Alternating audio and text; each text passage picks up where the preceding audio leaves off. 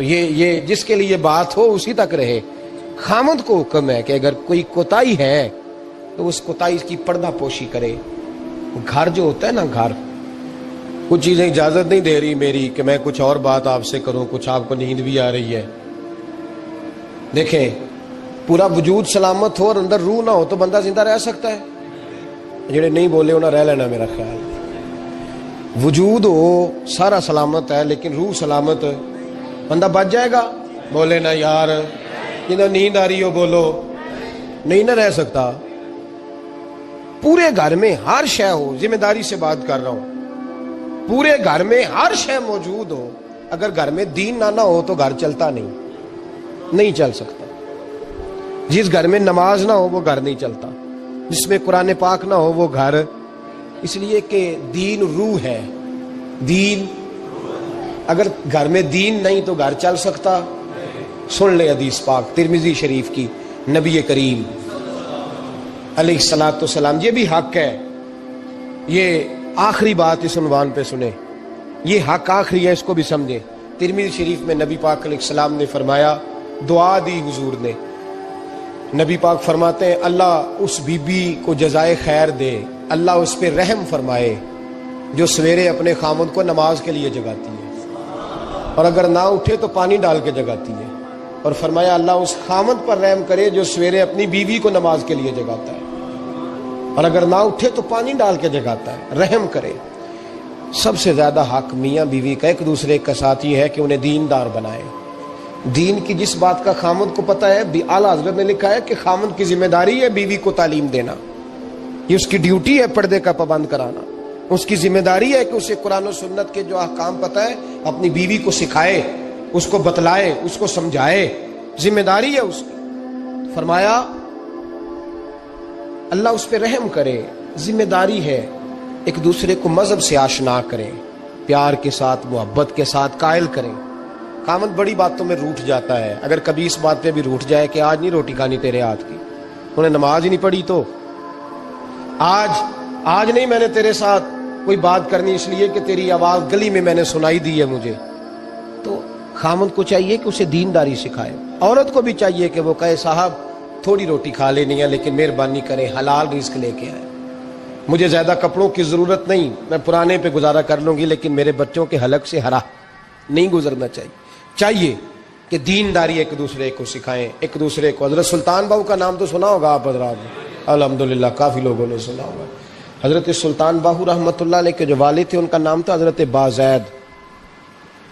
جاگیردار تھے، دنیا دار تھے، بہت بڑے مالدار تھے. فرماتے مذہب کی طرف میرا رجحان نہیں تھا. چوتھی شادی کی بی بی راستی کے ساتھ.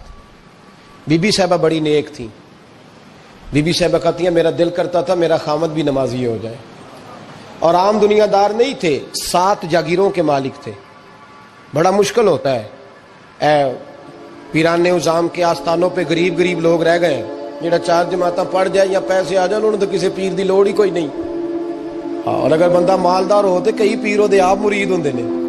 وہ کہتے ہیں مینوں آپ کنے پیر سلوٹ کر دیں. ایک صاحب نے میری ایک دفعہ افطاری کی تو کہنے لگے آپ کی افطاری ہے. اس جگہ ایک اجتماع سے میں نے بیان بھی کرنا تھا تو واپسی پہ ان کے ہاں انہوں نے مجھے فوٹویں دکھانی شروع کر دی.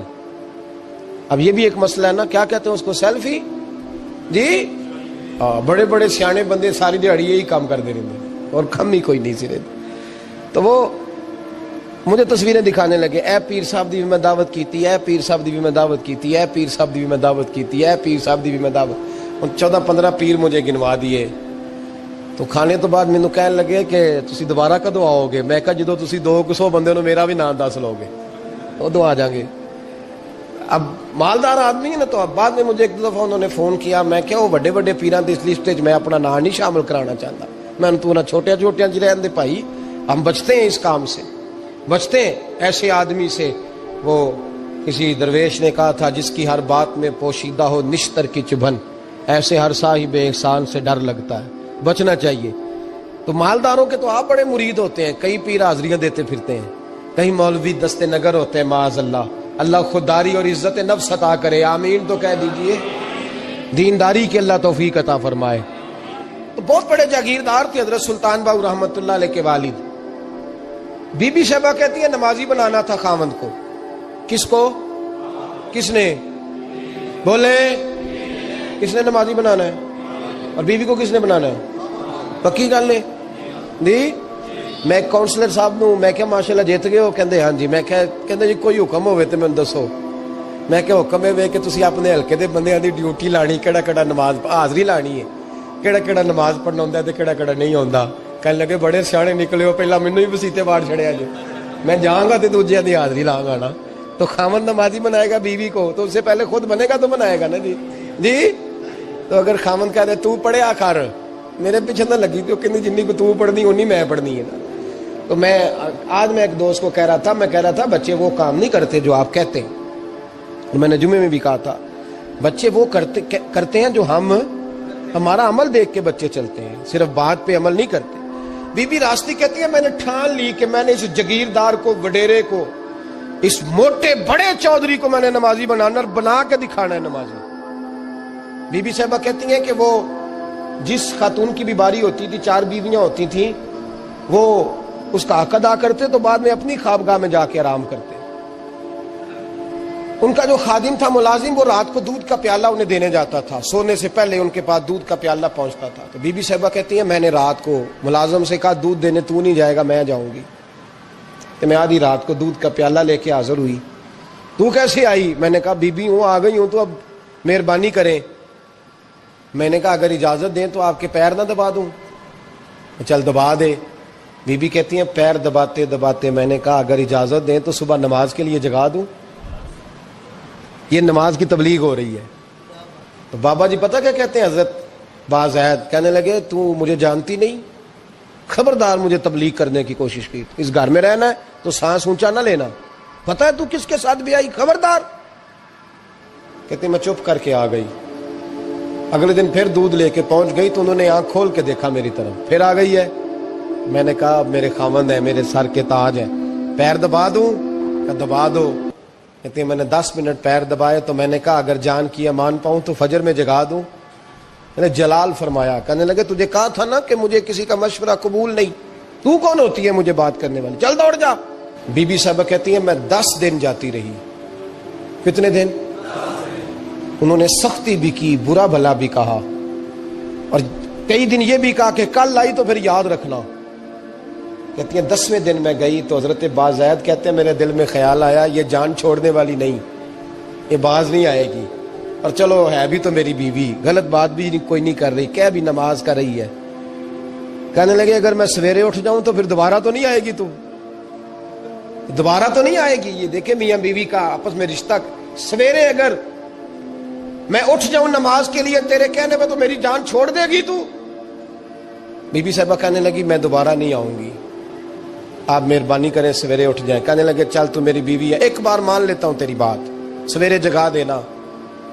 بی بی راستی کہتی ہے میں پہلے سو کے اٹھا کرتی تھی, وہ رات میں سوئی نہیں. کہتی ہے میں ساری رات رو کے گزار دی, ساری رات, اور بیدار رہ کے گزار دی. سویرے فجر کے وقت پانی گرم کیا, بغل میں مصلی لیا, خامد کو بیدار کیا, وضو کرایا, اور کہتی ہیں جب وہ اللہ اکبر کہہ کے سنتوں کی نیت باندھی تو میرے اس طرح آنسو گرے جیسے سیلاب آتا ہے اور دریا کا بند ٹوٹتا ہے. اور میں نے رو کے کہا مولا میرے اختیار میں یہیں تک تھا, میں مصلی پہ کھڑا کر سکتی ہوں, میں دل تو نہیں نہ بدل سکتی, وہ تیرے قبضے میں ہے, مقلب القلوب ہے, فضل کاری اس کا دل بدل دے. فرماتی ہے میں روتی رہی, 2 رکعتیں پڑھ کے میری طرف دیکھا تو فرضوں کی نیت باندھ لی, اور 2 فرض پڑھ کے پھر میری طرف دیکھا. کہنے لگے خبردار سویرے جگانے آئی تو. میں نے کہا جی نہیں جگاتی. میری طرف دیکھ کے کہنے لگے تو نہیں جگائے گی آج کے بعد میں تجھے نماز کے لیے جگایا کروں گا, میں تجھے جگاؤں گا. آپ فرمانے لگی وہ نمازی بن گئے, میں پہلے ہی نمازی تھی. جب ان 2 نمازیوں کا ملاپ ہوا تو اللہ نے سلطان باہو جیسا بیٹا عطا فرمایا, سلطان باہو جیسا بیٹا عطا فرمایا. میرے بھائی میاں بیوی ایک دوسرے کو دیندار بنائیں گے, ایک دوسرے کو نمازی بنائیں.